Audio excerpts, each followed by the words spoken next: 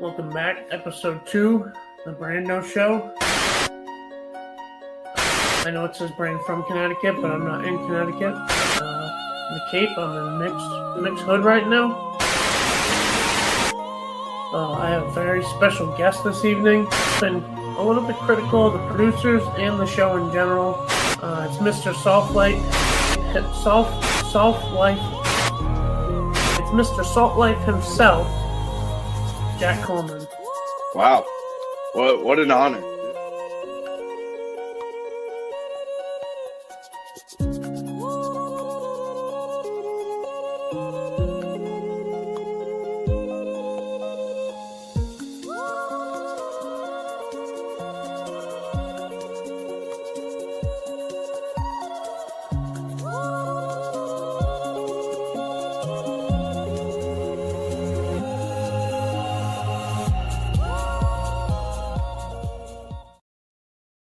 Hey, welcome back, everybody.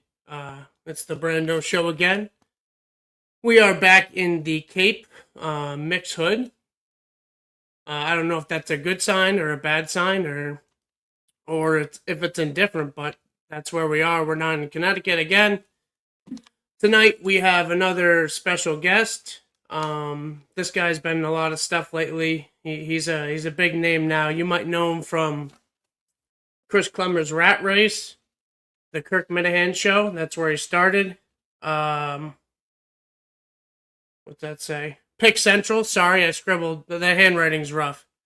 From Pick Central. He looks for purple hats all across America.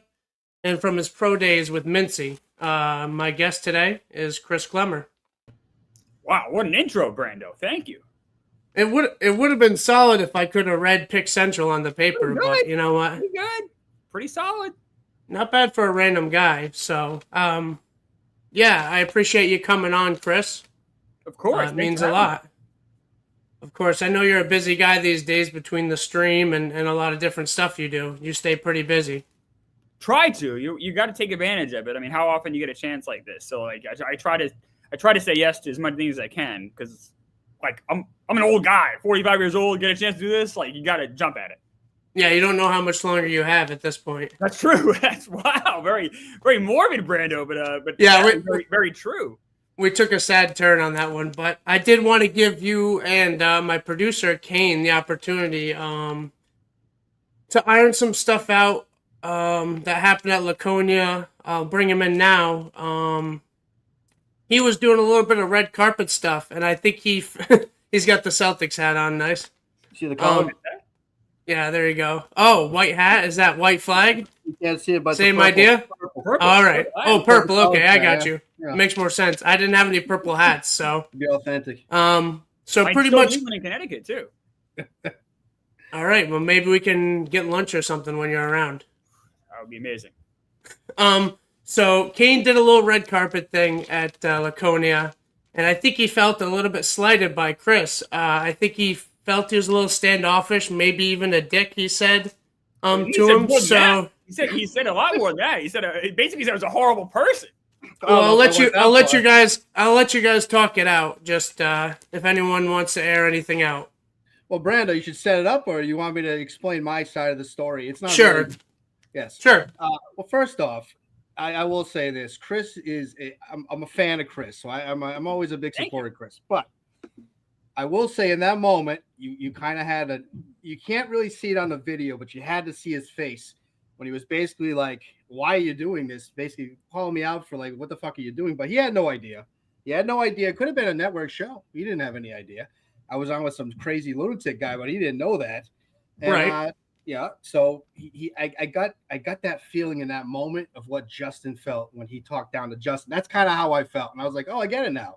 I've also heard, Fuss Daddy and others that said he was very standoffish in Mississippi. And, he just seemed kind of, Manners called you arrogant. So, I don't know. I understand that I'm not easy to like. So I think I took it the wrong way. But I don't know. It just seemed kind of asshole-ish. Yeah, I mean, I guess what's more asshole-ish? Me saying, why are you doing this? are you accosting people the second they walk into a theater from the cold, telling them to run a live video? They haven't taken 3 steps. That to me is way more of an asshole move. I mean, That's great.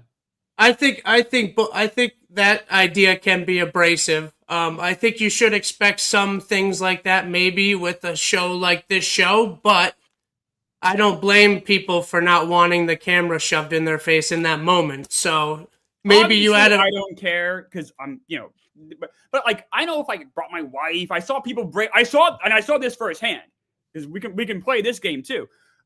People brought their spouses, and the spouses couldn't have run away from this guy fast enough. Yeah, right, but you would have thought. And Kane, total it's not fabrication. Total. No, it's not. But in his defense, he was not putting the camera on people until they said it was okay. The camera was towards him. From what I saw, he was keeping the camera at himself and then spinning it around. Go ahead. Let me explain. So he wasn't. I don't think it was an intentional move by Kane to be right. But people walk in, women walk in, they see the person in front of them with a camera in front of them, and they're like, "Fuck this noise! I'm out of here." To do a red carpet, you should be set. I think the idea is fine. I hear you, man. Separated and be like, "Hey, come on over. Do you want to come over?" And then I think you'll get people a lot less abrasive. So I was just kind of calling it out because I thought it was crazy behavior. So that was where I was going to be like, what are we doing here? Like, this is what we're doing? To be honest, I don't think anybody was that abrasive. I mean, I didn't see anybody saying like they pretty much. You were not trying to be an asshole, but what you were doing was an asshole move. But you were trying to be an asshole, though, right? Yes. Get it on record. Yes. Make sure. Yeah. So you were being kind of standoffish to him in the moment. Not kind of standoffish. I literally said, is this what you're doing with your? It's all on tape. I mean, yeah. I said, is this what you're doing with your time? This is crazy. You're just Well, I don't know I think that word is getting used the wrong way here. Nobody was put against their will to do it. I asked them. I went to people pretty much only that I knew. And I got to be honest, I don't think I talked to many women at all. So I don't know. I didn't. We all ran away. That makes sense. That's true. That's a fair point. That proves there's not that many women there by percentage at the live shows anyway. It's way over. It's the troll world. They all hate me. I get it. And they run it up. And Chris, it's been overblown. It's been overblown. And Chris, in the moment, just looked down at one of those minifigures like. I didn't. No, I didn't look where down. I am. No, physically. Stop. I'm just. No, this is Kane. This is bullshit. If someone's an asshole, I can call them an asshole. That's okay. Sure. That's not me looking down on someone. That's not me looking up on someone. I can say you're being an asshole. I can say that whenever I want. Now, you can say, Klemmer, you're wrong, and say why I'm wrong. That's okay. But just because I work at Barstool, or if I don't work, or I'm a homeless person, or I'm the president of the United States, I can say you're being an asshole. And that's not me looking down on you. That's me saying you're being an asshole. I think saying I was being an asshole is a little like I really wasn't. It's an exaggeration, I think, a little bit. That's my point. You were the asshole. I wasn't the asshole, but I understand. No one ran away from me. I get it, Chris. I get it. You're a big star. He did have not at all. No, he did have a horrible game. He did have a horrible game, so it didn't go great for Chris after that. The game was pretty rough. Was that game meant to be horrible on purpose, or that was? I think that was a winner. No way, Kane, don't talk down to me. No, stop it. You're making. He can't talk down to you. He's 5 foot tall. He can only talk up to you. Just remember that. Oh, I'm not Kane. I'm not mad at you at all. So. I know how Justin felt though. I felt it. I was like, wow, I get it. No, I really do. I did understand, but Chris. All right, Kane. Always. Well, I think that's the closest we're gonna come to people apologizing and burying the hatchet at least. One other thing, Brando. The idea that there were catchers in 1989 batting second in lineups is crazy, Chris. He gave the. That's where we draw the line. No, I gave the example of Paulo Duca, who started in what? He was in the 90s. And Jason Kendall, also 90s. Yeah, they really weren't trying to. He was like very upset. Like, fuck, dude. He's like, fucking Paulo Duca. I was like, oh shit. All right. No, I was trying to answer your question. All right. All right. I'm gonna get out of here. Thank you. All right. Always good, Ken. Thanks, fellas. So now, all right. Now that we got that settled, I don't think we were totally derailed, but I see where both sides come from. I think it could be taken as abrasive or as I don't know, aggressive to have a camera or a phone and kind of be pointing it at people and running up to people when they might not be expecting it or wanting to be on. So I don't blame you for having the reaction you did, but I guess I don't blame him for being kind of like, oh man, that he was mean to me. But in your opinion, he deserved it. Oh yeah, absolutely. And I also don't think I think Kane thinks sometimes people will talk down to him. No, I'm just talking to him. That's not talking down. A lot of Like, he's just. it's okay, but Kane also has his point, and that's my only reason I even brought it up again was because I think he went on a show with Bender or something, just seemed very upset. So I want to make sure he had a chance to meet me face to face at least and talk about it. So I'm glad. Right. And for the record, Brando didn't have anything to do really, other than giving it the okay. I wasn't even going to bring it up if nobody wanted to. That's right. But I figured if you guys want to, you can talk it out. I'm happy that the hatchet got buried, at least somewhat. So. You did say off air, you're like, I want positivity in this show. So let's get positive, Miranda. I try to be one of the more positive shows on the network, and just in general, I'm just trying to have fun. That's been my thing from the start. So, I like that.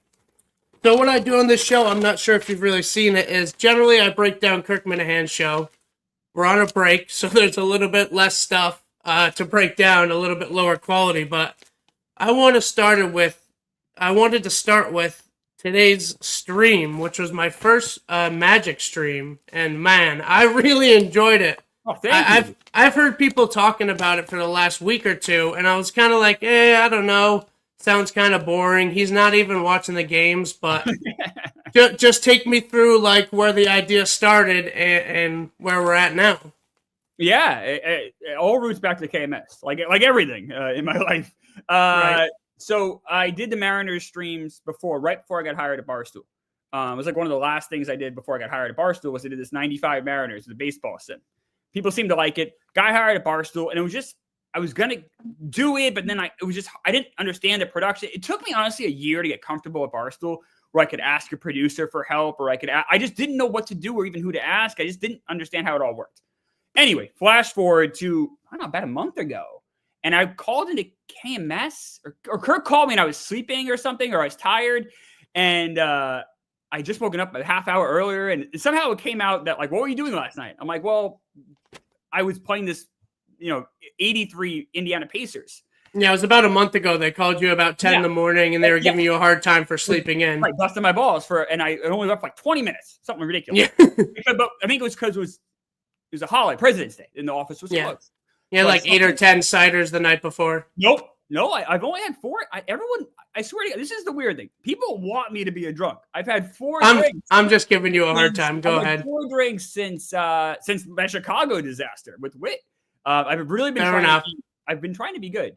But I am just a night owl. So I was up late playing this game. I told Kirk about it, and then after I got off, not a bunch, but a few people tweeted like, "Oh, I'd like to see the 83 Pacers," and I was like, "Huh." I'm like, you know what? I could probably do this in the office, like, and not be Pacers, but have it start a new one. And I've always been intrigued by the Magic franchise, and I'm like, oh my God, wouldn't this be fun? And then started doing it there. And like I said, I GM. I don't play the games. Everything's sim, but it's been between the lottery and the draft, it's been pretty fun. Yeah, how did you come up with that year? Was it the 91 or 92 Magic? Is it? So the problem with NBA, is it 92 or 91? It was 91, and now we're all the way into 1993 because it starts 91, 92, 92, 93. Yep. They only give you like 5-year options to choose from.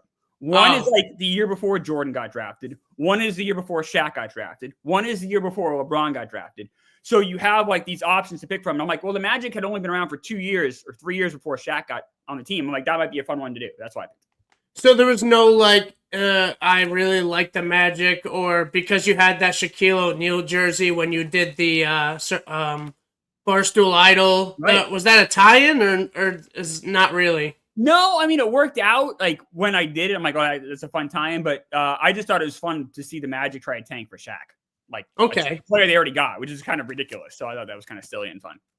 Yeah. So today you actually hit you said you hit your highest, live viewers. You were up close to probably 250 at one point. So you're getting some traction with it, which is good. I mean, it's all, like I said, I always say people are like, oh, you have big numbers watching. I'm like, not really, but the chat is small but mighty. Like, I feel like almost everyone watching it is chatting. So like the chat's always popping and going off. So that's kind of fun. So it feels like even though there's only 220 people watching at a time, it feels like there's thousands because everyone who's there is in the chat, and that's fun. Well, I can attest to like there's at least 100 people chatting, so at least 50% of the people were chatting the whole time. There were a bunch of different names coming up. Yeah, so that keeps it like fun for me. Like, yeah, otherwise it's just me which is fun. I play by myself all the time, but like, yeah, like people are watching and like also engage with it. Like that makes it so much more fun for me. It's one of my favorite things I've done at Barstool. Yeah. So just some commentary I had on it just from today. I haven't been there from the start technically. I've seen different stuff on Twitter and all that, but I haven't been watching. But it's a fun team. You got Shaq, and then you got Alonzo who's Mourning. the other? Alonzo Mourning was your other star there. You got some role players coming in and out. Yep. One thing that I thought was absolutely hysterical is the lights going out every so often on you. It's so annoying. So all of a sudden it's just dark. So it has a motion detector, but the problem is behind me is a green screen, and that green screen blocks out the motion detector. So after whatever 15, 20 minutes, it goes off. And it goes off, and it's like I try to wave my hands around. Yeah, which is funny too. Sometimes that works, and if it doesn't work, I have to get up and like do it in front. I have to go behind the green screen and like. Yeah. But like it's silly and goofy and stupid. I think you have to keep that because it's perfect. So it just makes it like, oh, this is just kind of fun and a joke at the end of the day. Anyway, right. It's a fake team, fake manager of a fake team. Well, the whole thing is ridiculous and stupid. But like, so is the lights going out. Like, so I think it works right for what we're doing. Like, I was wondering, like, that's what I was wondering because I figured it was motion activated, but I'm like, he's not moving enough to set it off. I didn't realize it was blocked. I think if I was like just walking around the room, I think maybe the green screen you see through it, but maybe because I'm sitting down and kind of stationary between that and the green screen, it just shuts off. Yeah, and the fact if you turn sideways, you disappear probably doesn't help. That's true. I'm very skinny. You're not wrong about it. You have the big muscles, right, Brando? Generally, yeah, a little bit less. I've been slacking lately. It's only been 2 or 3 days a week the last couple weeks because I started third shift, so my sleeping has been all screwed up, but. Yeah, I mean, I tried. Why'd you go to third shift? It was the only opportunity at my work to be full-time. I started per diem, and I wanted to stay with them. So pretty much they were like, hey, if you want to stick with it and have guaranteed hours and more money, you got to do third. So I'm like, I got to at least try it. What are your hours? 11 to 7, 11 p.m. to 7 a.m. That's tough, man. I usually work tonight, but I took a vacation day because I'm out doing side work in the Cape. So I'd be going in at 11 tonight. All right. Oh, well, you're fucking working your ass off, huh? You got the side work going. You got. I'm trying to. It's good for you. A lot of stuff. So another big thing I thought is why the stream is so fun is because you read and you react to the chat and you're going back and forth with the chat quite a bit. Sometimes you see these streamers, these big name streamers that don't even really acknowledge the chat unless you do like the paid stuff or you put a bunch of money in.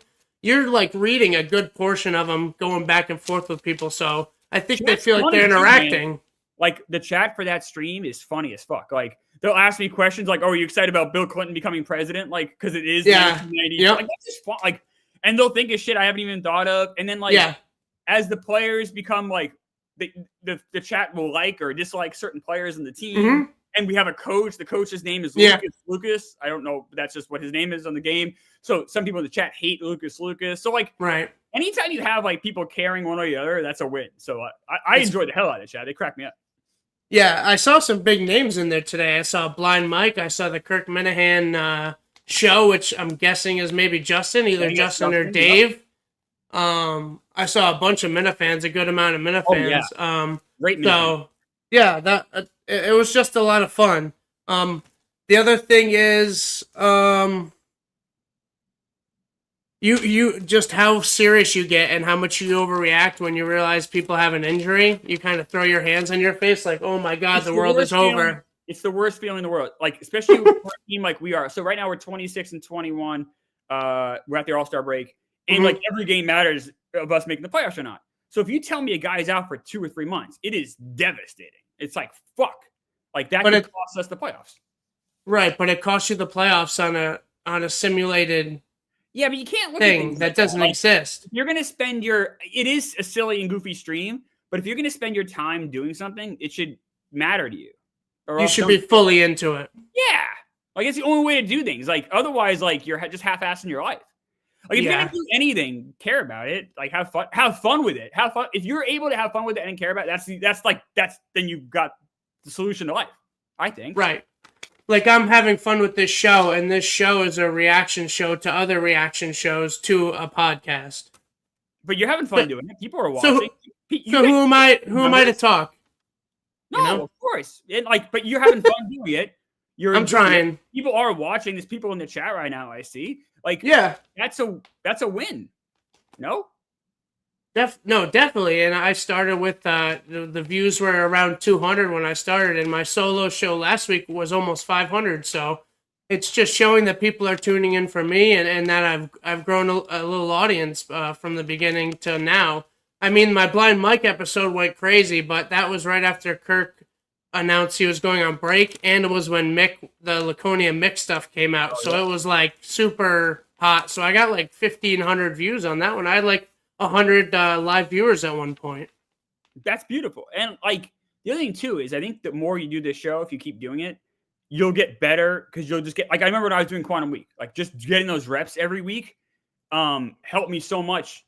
Even doing Kirk's show because it just makes you more comfortable in front of a microphone, makes you more comfortable as talk. Like I don't know, like the first few times you do anything, you got to get the practice. I don't care how good you are, how bad you are at something. Like, and the more you do this, also the more you'll stay in Kirk's radar to maybe get back in. You think about like what a crazy opportunity Kirk gives all of us, like to go on to the show. Like I was a regular guy. I had a sales job. Actually, I was an unemployed sales guy. Yeah. And I get to go in and go on a major Barstool podcast that gets listened by a lot. And then you get noticed by Barstool personalities. Like, and then you get kind of in that world. Like Dave Portnoy said, like, I was sitting next to him watching a stream last week. And he goes, "Oh, look at this. Ted Sellers with Elio." He knew who Ted was. That's like, incredible. Right away. He knew Ted. He's like, "Oh, look, it's crazy." Like, Ryan Whitney has the biggest hockey podcast in the world, and he knows who a lot of us are. Like that's crazy. Like so, the idea that you get that opportunity, like I think, keep doing this show because any chance you can get in to do the main show on top of it is just a huge win. Huge. Yeah. Yeah, I definitely agree. I'd say one thing about Ted is Dave's obsessed with people with disabilities, so that might be an unfair advantage for Ted, but I don't know, man. I think it is cool that he knows him. Ted might be my favorite Minuteman. He's up there for me. He's very funny. He's very funny. He's, like, legit, like funny. He's very funny. So I don't know. I just know Ted loved Barstool before even Kirk was on Barstool. Like so what a cool thing for him to have like Dave know who he is. That's pretty awesome. I don't know.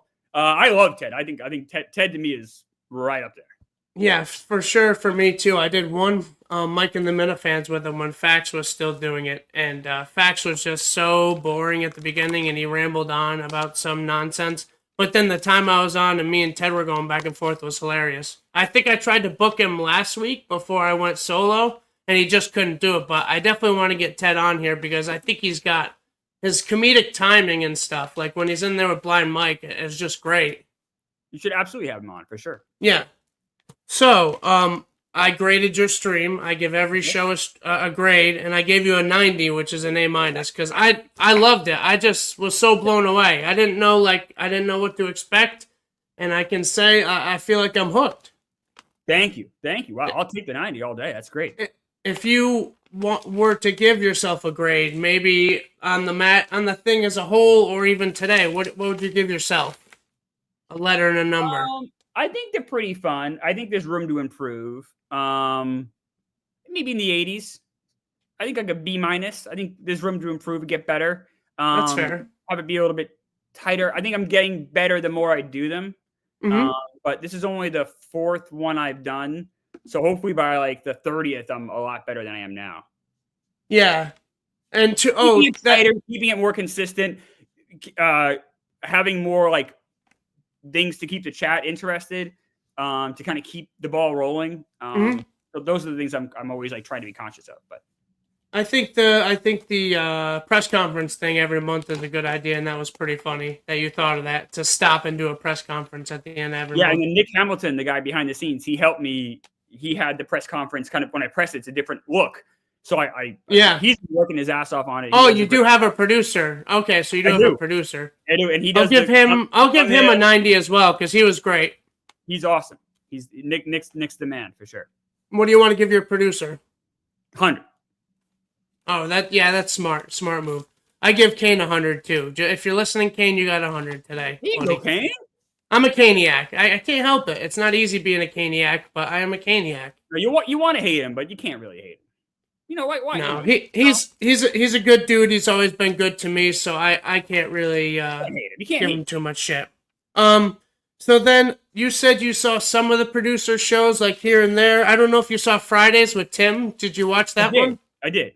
Okay, so that's the first one I was going to go over. So we get Tim in the studio. What did you think about having Tim in there with those guys? I thought it was good. I think it was smart to like change it up a little bit, especially where you're going to be doing a lot of these. I think it's wise to have, especially someone like Tim who fits in so naturally and just knows Dave and Justin so well. Mm-hmm. So if you find those guys that just are regulars in the world like that, or regulars on the show, I think that's a smart guy to bring in. Yeah, I think it's a good guy, and I think just guests in general, just to spruce up the show. So it's sometimes it's a little bit flat because those guys are fine, but to have another person to bounce stuff off of, and it's a Minifan, I think really brought it up, because I think it got the highest grade for me for all the producer shows that I've graded. So yeah, like I'd like to see, even if it was Tim again, that'd be great. But I think you could bring other people like Montante, once again Ted. But there's guys that you could bring in, I think, pretty easily that would fit right in, and you wouldn't miss a beat. In fact, if anything would like add a layer. Yeah, well, keep your eyes open this Friday. There might be another guest in there. Really? Keep your eyes open. That's all I'm going to say. Breaking news there, Brando? We're not breaking anything. I just think people should watch Friday. Okay, I'll watch. So Cully was super funny in this one. He was talking about Bill Belichick, and he said that Bill is essentially taking advantage of his girlfriend because she's so much younger than him. He was like, it's like a 17-year-old. And he also said that she doesn't dictate his decisions, which I thought both were very funny, very Cullinane moments. Yeah, Cullinane, I definitely, look, there's definitely a weird power dynamic in this relationship. She's so much younger. He has all the money. It's a weird thing going on. But why is she a 17? She is a college graduate. Justin made a good point. Like, she's a college graduate. She's not 17. No, you can say it's weird that she's 24 or whatever. Sure. Mm-hmm. But why are we taking ages off of her life? That was a weird pull by Cullinane. But Cullinane's good for weird pulls. He is good for just like weirdly trying to explain something and just mixing it up and kind of sounding ridiculous. But that's kind of the charm of Cullinane. I agree. So then after that, they went over the mini golf team. They went over Kirk's squad. You're not in the mini golf stuff, right? What happened with that? I didn't qualify. I didn't do good. Oh, okay. You did too bad in the qualifier. Yes, I did too bad. That's one way to say it. Yes. You got a high score when you want a low score. Correct. Yes. Right. I suck at mini golf. I the first 2 times I did it, I missed by a stroke. Just the initial cut. This one I missed by a million strokes. I just did it awful. It's very odd because you're kind of shaped like the mini golf putter. That's true. Or the flag in the hole. There you go. This is the comedy that you get in the Brando show. What did you think of his team? I think he's got John Gruden on there. I think he's got some of his buddies. He's got Big Cat on there, which is a big step in repairing their relationship. Well, Big Cat is very competitive. He'll take it seriously. He's got Vibbs on the team. Vibbs is super competitive. He'll take it seriously. So I think obviously Gruden. He had Riggs is not going to fuck around. So you have a group of guys that I think will take it seriously. Yeah, which he is going to. If we know one thing, Kirk Minahan takes every competition seriously, like it's the last competition of his life, and it's a battle. It's a war, as he said, as Peter Minahan says. It's a war out there. That's right. He gets that look in his eyes, and I wouldn't want to be on the other side of him. People are saying I know I'm in the bed. It is dark. Don't here. listen to the chat. No, you chat's can't be affected. That's right sometimes. That's hopefully a That's tiny fair. bit, not much, but a little bit better. All right. Yeah, Klemmer's power's out. I think there's a small gerbil in a wheel right now. No, I'm just because I'm powering his place on Jefferson Island. Is that what it's called? Roosevelt Island, close. All right. I tried. No, I'm a small New York apartment. So you got the living room, kitchen, you got the bedroom, and my wife's in the living room doing stuff. So I didn't want to hog up the whole house. So fair enough. And the last big thing, they talked about that Steve Robinson thing, which wasn't big, that he's doing that Porcupine Fest. Kind of funny. But then it is a libertarian thing. That's in New Hampshire. I had heard of that back when I lived in New Hampshire, even before KMS. Right. And it is like a freedom festival. So it's very libertarian centric. Yeah, I figured it was kind of like that, or like a right-wing-ish, somewhere in that vicinity. But we also had that Dying Guy blog. What did you think of that blog by Dying Guy? I thought it was odd. It's tough. It's a tough one for him. I don't really get what he's doing. I don't understand what the play is. I mean, obviously he's trying to get a job, I guess. He basically, if you made a list of like, what's the wrong way to go about it? Try to pull on Dave's heartstrings. That seems like a bad idea. That's just not how you win Dave over, I don't believe. But also at the same time, he was insulting him, it seemed like. Yeah. About a thing that was a private sex tape that got out. That's a weird thing to insult someone about. And then you're airing out like private DMs with Kirk. That seemed like a weird move. Not a good idea, I would say. I don't get it. I understand. I understand him wanting to. He got a taste of it and wants to go do, make this a bigger thing. I get that. But then go create content. Like you have the Stage 5 podcast. Keep trying to do that and try to find different ideas that you could monetize. Don't now use it to go like beg and trash some like your future employer. I don't know. It seemed bizarre to me. Do you think he feels like he literally is dying, so he might as well try it? Like in all honesty, like what's the worst that can happen? I don't. I think that he is just got a taste of it and wants more. But I don't know. I don't know what his medical situation is. So maybe this is kind of I don't know. I can't even pretend to guess. But I will say the way he went about it seemed like a disaster, and I don't think he got the traction he wanted. But I don't know. But I will say he seems like a nice enough guy. Like I don't think Dying Guy is a bad person at all. Like he's okay. Yeah. I just think that he just completely missed the target here. I agree. And for his name to be Dying Guy, he's not really living up to it or doing a very good job, I would say. It's been like 2 years since he's been introduced. Well, thank God. That's a great thing. I know he's got kids, so that's all. That's a great thing. You don't. Fair enough. All right, you're right. You're right. And then we had Tim talking about the desk that he pulled out of the dumpster and how one day it's going to be in a museum and it's in a storage unit. I thought it was awesome how Tim isn't trying to make it like a clout thing. He just wants to preserve it so one day everyone will be able to look at it and have something. I think that's what makes him great. The idea of like Dave was saying, either like a storage unit somewhere or like a tiny like storefront in some Massachusetts town, and we have a Kirk Minahan museum. That would be unreal. That would be fantastic. Like imagine or even a Minifan could like donate in a small town if he has an extra storefront, like, and then have Tim be the curator of this museum. That would be amazing. And it would be finally maybe you'd have the Hall of Fame that Kevin from Bristol could get into. So this is all. This would be amazing. The second chance for Kevin. I know. So for the producer shows, I break it up by person and then give an overall grade. I'm gonna give Dave an 84 on that producer show. I thought he did pretty good, just a solid B. What do you got for Dave? Yeah, that sounds good. I think he did a fine job. The producer shows aren't easy, so I think he even a little notch higher than that. B+. No, I'm sorry. I'm reading the wrong one. I skipped down to the next producer show. Dave got a 92 because he was classic Dave. He had multiple bits that were so out there and so Dave that he was an A- 92 for me. I'll match that, sure.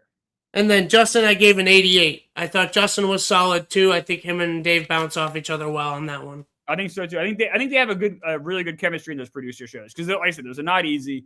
Without Kirk, there's you try to kind of navigate what to talk about, what not to talk about. The minute fan, like it's not ideal, and they do a really good job with it. Definitely not. So and they've gotten better too. Like the first ones they did, like back months ago, like they've gotten a lot better as they've gone on. Yeah, I think that just happens. Like when I first went on Kane's Corner like 3-4 months ago, just as a guest, my heart was racing. I didn't know what to say. I was taking long pauses. And then like before I had Blind Mike or some of these big people on the Brando show, I've gotten very nervous. But as time has gone on, I've just done more shows. Obviously the main show, like the first 10 minutes, I had a frog in my throat. I'm sitting across from Kirk Minahan, who's like a god to me. And I'm trying to do my best and go back and forth. And I'm happy that it seems like people thought I did pretty well, and for my first time at least. I'm glad about that, but man, I was so nervous almost the entire time. It was a little better towards the end, but man. You did a nice job. It's tough. Like the first time I was in there, I was really quiet. The first half of that first show. It's just, it's tough to go in there. You don't want to interject too much. You don't want to ruin the show. You don't want to step on anything. It's tough. Yeah, I definitely had maybe a few too many little tidbits I jammed in, but a decent amount of them hit as well. So I guess there's a balance there. Yeah, of course. So I gave that Friday producer show an 88 overall, B+. What do you got? Yeah, I give it a notch higher than that. I liked having Tim in there. Maybe A-. Okay, that's fair. I think that was for sure the highest grade I've ever had for a producer show. So nice job on that one. So then today's producer show, I'm not sure. Did you catch that one or you didn't? I did. You weren't I able to. it, yes. Okay, cool. So this one wasn't quite as much jam-packed. It was a little shorter. The Tim one was like 43 minutes. This one was like a tight half an hour. We start off with Dave. Dave is getting old. He's complaining about his knee. And then he replied to Snell's comments on KMS Reloaded. And he calls Montante to confirm that he was not an asshole to people. What did you think about that? Did you see the KMS Reloaded, or you didn't get to catch that? I did not catch Snell's Reloaded yet. I will, though. I met Snell for the first time in Laconia. Same. He was much more pleasant than I thought he'd be. Yep. So that was nice. I don't know. Yeah, I don't know why Snell's got his targets on Dave, but Snell. So he's outside. He's doing his videos, and he'll always kind of go after somebody. It's a question of who. Unfortunately, Dave's never got called. Yeah, so just him calling Montante made me laugh. Like he had to have someone vouch for him, and he chooses Michael Montante, which that's another story in and of itself. Yeah, I might have, called Snell, but Dave calls Montante, so I don't know. All right, well, Dave, if you're listening, Klemmer's got tips for you. I don't know what that is. That was when he said, "Oh, we'll call someone." I assume that's who they were calling. It was I got you. Montante picked the phone, but all right, it's always good to hear from Montante. Yeah. So then they talked about how Tommy Quinlan is filling in from John from Scranton on the Minifan Network show, MNS. I typed it wrong earlier, but it's so confusing whether KMN, KMS, MNS. It's all fake KMS, so I don't think it really matters, but Tommy Quinlan is going to be producing the show after this. Are you a Tommy Quinlan guy? I like Tommy Quinlan. I know that I think he drives Kirk crazy, but I like Tommy. Tommy, I can see driving people crazy, but he hasn't driven me crazy yet. I enjoy him. Yeah, I definitely have. Tommy has grown on me. We had one of my only small feuds I had back and forth was with Tommy about just lifting stuff, and he kind of challenged some of the numbers I said, and I did misspeak about some of my lifting numbers. Oh, no. And he's busting my balls about going to Planet Fitness, saying it's not a real gym, stuff like that. No, that's not. Well, Planet Fitness is a great gym, so. It is what it is. It's not perfect, but for, like $20 a month or whatever, you can't beat it. Barstool, I think they're fantastic. Oh, I'm sorry. It's an amazing gym. Yeah, I do. You go there, remember, you should be very happy. I go there. I'm a black card member, so you know how I feel about Planet Fitness. What I'll be doing after this? I'll be going to the Cape Cod Planet Fitness. So there you go, Dave. If you're listening, Dave Portnoy, I'll be at Planet Fitness. All right. So then they talked about your stream a little bit. We kind of went over your stream already. Did you see any of the Fonz golf stuff, or do you know about the Fonz golf thing? I'm Does it ring a aware. bell? I like if I understand it right, I like it. Now maybe I don't understand it at all. It's my understanding is it's a bunch of guys who are in like a golf league, like a video Yep. game golf league, and they keep track of their scores and it's like real golf, but it's all on the video game, but they're all doing it together, which sounds awesome. Mm-hmm. That sounds Yeah, like it sounds like similar to almost what you're doing. It's I like agree. yeah, it's kind of just fucking around with sports and gaming and all that I with think people you like. I think that's an awesome idea. I think it's a cool way to like just hang out with your buddies. And yeah. Yeah, that seemed like what it was, and there's some guys in there that I like. I popped on to do a little commentary to help those guys out, and because they just said anyone could pop on, so I did pop in a little bit, and it was pretty entertaining. You know, Sneakers, BA, some of these characters. It was funny. It was good stuff. I think it's great. Um, If I was into, I'm not into golf video games, unfortunately, but if I was, I would definitely love to do that. Like if they did a baseball GM one, or I know they would, like, if that was something they want to do, I would easily jump in and try to join. right. Then the guys talked about the St. Patty's Day parade, which looked pretty crazy. It looked like people were just getting wildly out of control. I saw some different videos on Twitter and online, and all those they were talking about the Borgs, the gallon jugs. It's like a mixture of vodka, like food coloring, and electrolytes or something. Oh God, okay. It's a younger kid thing. Do you go out? No, you're a younger man than I am. Do you go out for St. Patrick's Day? Excuse me. I haven't in a while, in a few years at least. I'm sober as far as alcohol goes for just over 2 years now. I'm coming up on 28 months, 27 months, something like Right, I think that. you said that on the show. Good for you. Yeah, I've no alcohol, so I don't really tend to go out for different stuff like that, but I'm not opposed to it either. I've done the parades or different parties and stuff like that. I'm like half Irish, so Yeah. No, I didn't go out at all. Now I'm just too old. But like, yeah. I did in my 20s for sure. Had a good time. But yeah, now the appeal's kind of a lot. But I get it. I mean, it's a fun Yeah. time. Yeah. And then it was very funny. Maybe the best part is how confused they were about the NCAA. They didn't know how many games were on at the beginning or in Providence. They didn't know how many days it was. They were both very confused, and they both said stuff and just didn't have any idea what they were talking about. I don't know if you made it to that far because that was the very Didn't get end. that far in, and I don't Yeah. understand how anyone can be confused by the. I mean, it's pretty standard stuff at this point. It's been going on. Well, they didn't know how many games there were in Providence. They didn't know about the play-in ones, like the first four, different stuff like that.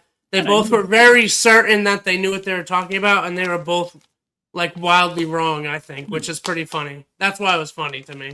Yeah, no, I don't. They were so sure. I'm not a college basketball guy at all. On Pick Central, I try to keep up just so I can talk with because the other guys love it. Right. Yeah. But I'll be honest, I'm much more excited about baseball starting off at 6 a.m. tomorrow. Dodgers and Cubs, 2 games in Japan, and then you got the regular season starting up on Thursday. That's what I'm amped up for, not so much college basketball. Oh, regular season already. It's not even April yet. Is that a little early? No, they've been doing it a little earlier the last few years. Like that kind of that last Thursday in March. Yeah. I haven't been super into it just because, I don't know, like being so into Kirk Minahan, I've gone away from some teams, especially the Red Sox with some of his past stuff with EEI. I pay attention, but I used to watch like half the games of the Red Sox and stuff like that. I used to be big into Boston sports and baseball. I will say baseball's fun. Like you don't have to just watch the Red Sox. A lot of great teams, and the pitch clock makes it really fun. Games go by super fast. I have noticed that. It's awesome. Yeah. So for today's producer show, I gave Dave an 84, just a solid B. I didn't listen to the whole thing, so I feel bad. I don't want to grade, so I might. NA? Incomplete. Yes. All right. Incomplete. Yeah. Justin B, B minus an 80, and you're gonna give him an incomplete as well. I gave the show a B minus. It was a little bit down from the Tim show, but I thought it was a decent one. It wasn't bad. It was definitely better than nothing, which is the alternative. What I heard, I would give a B to. I thought it was solid, and I think it's a fun show to have on. I think those guys should, if they like it, keep doing it because I like hearing the two of them. Because I said they have a funny dynamic. Like they're two total weirdos, and they get along, and I enjoy them. So I wish they would keep doing it. Yeah, I appreciate it too. It's not always insanely interesting, and it loses a lot without Kirk there. As it obviously would. It's a whole different program. this week I picked just one network show to review, and I picked Camus Reloaded. I know you haven't seen it, so I was just gonna briefly go over it, and maybe you can give me some of your thoughts on Snell, which you've given me some already, but we can maybe go a little further into it. So it was his return. I think it's been a few years since he's done one. I remember It's been that long? I know it's a probably couple years, at least a year. Maybe he was, yeah. I mean, it's been on. Kirk Minahan's been on for what, 5 or 6 years now. He entered 2019. the world after I left, after I was with Barstool. So what's that like? I've been with Barstool 2.5 2 years. years? Now? So Yeah. probably about that is when he joined, like when Snell became a thing. Yeah, so he's still a wild man. We figured that out. He went after Cullinane. He said that when Kirk requested that Cullinane reimburse him for a hotel, Cullinane pretty much blew it off and said, "I don't really care." And he said he was being arrogant in Laconia, and I think he said something like he wanted to spit roast him with another friend of his, that's kind of a wild statement. But Snell's a wild man. Let me just kind of talk through this with you a little bit. So, Okay. Snell's saying that Kirk went to Dave and said, "Hey, Dave, we should give this guy a hotel room." And Mhm. Dave says, "No, Kirk, no, we should not." And Kirk goes, "Okay." And then that's it. That just doesn't seem like a realistic conversation. So I got to kind of say, I don't know if I totally buy Snell's.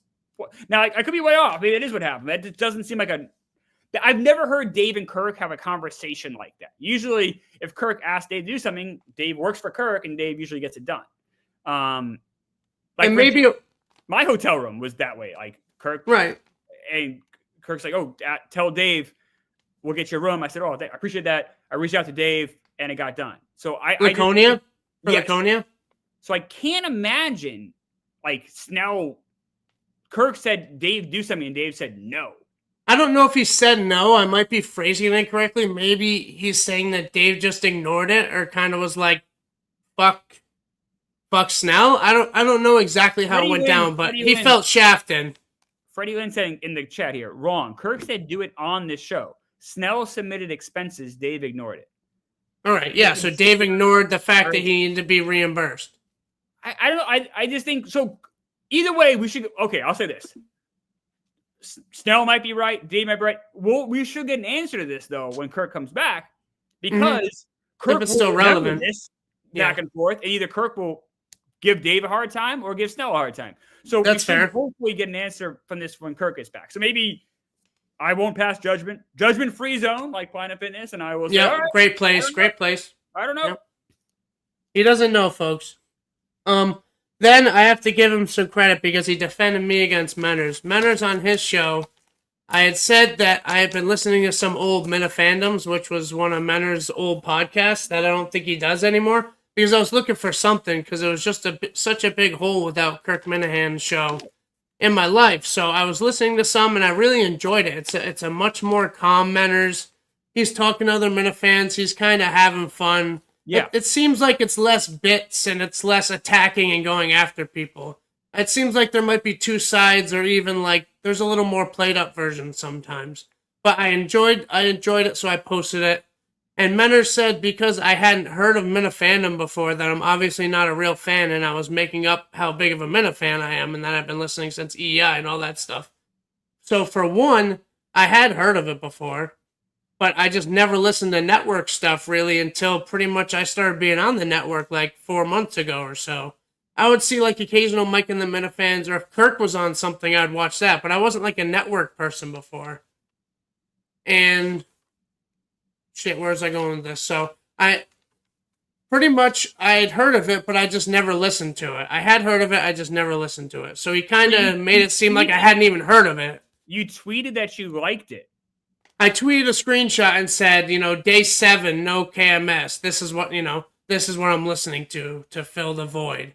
Okay. And Menners is like, you didn't know about Minifandom? You're not a real fan. You're lying about being a Minifan. To Menners, like, seems like a stretch. Gatekeeping your own fans seems like a bizarre move. Like, I just be happy someone's listening and enjoying what you're putting out. That seems like a weird play, but yeah, I think Menners with the network can be a bit more abrasive than Menners on Minifandom. I agree with you. My favorite Menners is the Minifandom. That was and great. You've heard some of it, yeah. Oh yeah, I used to listen regularly. Mhm. I was on it a couple times. I like Mennerzal. I think Menner is very fun. And like, I Yeah. think you need to have someone like that. But sometimes with the network stuff, you can get too. It's like, all right, relax, buddy. It's okay. That seems fair. He's been very angry lately. He's been an angry little guy lately. It's all Yeah, right. he has been an angry little guy jumping up and down, as Kirk said. It is funny that there's an angry guy I don't know jumping up why and down in why Australia. is he so mad right now? Like, it's okay. I don't know. Maybe Kirk not being around has twisted him the wrong way or something. I feel like I'm the not network's sure. doing pretty well. Yeah, it seems like it's it. like people have like you have a regular show. There's regular shows going on. Mhm. I would think this is kind of like what he's been and to his credit, he's been busting his ass trying to get the Mhm. network going. It's going pretty well. You think he'd be happy? I don't know why Nanners gets so mad. Yeah. So those were the main things I took away from the Reloaded. Was he kind of went at Dave. He was nice to Justin. He went at Menners for a few things. The thing with me, and I think there was one other thing he kind of went at Menners for. So Dave and Menners were his two main targets, and I gave the show an 88 overall, B plus. Wow. I liked it. I liked it a lot. It was a little short. It was only 30 minutes, and I did DM him back and forth with him a little bit to talk about it. He said, "Sorry, I'll try to change that or something." It's like, you don't have to make it longer. I'm just saying, I was just disappointed that it didn't last a little longer. I thought it was I good. gotta say, I think it's smart for Snell to have a shorter show. Because I think I tell you, at work, they're always like shorter. Like, no one's doing long form podcasts that isn't already established. They want you to do stuff like Yeah. on TikTok and short and small things. The other thing with that is it's tough to do a solo show like that. That's true. Like it's hard to just monologue. To monologue for half an hour is not easy. For Snell to do that is pretty good. I tried it last week, so It's it not definitely wasn't easy. right? Yeah, it's hard. Definitely So, yeah, I think a half hour is perfect for Snell if he feels like he has enough. Honestly, if he feels like he doesn't have enough material, have it be 20 minutes. Like don't just do it to do it. Like so yeah, good for Snell for coming out gangbusters and a great grade by y'all. I'll definitely have to check it out. Look at that. It's a huge review for Brando there. That it was good. I was a fan of it. I remember. I think I had seen maybe a handful way back. One of the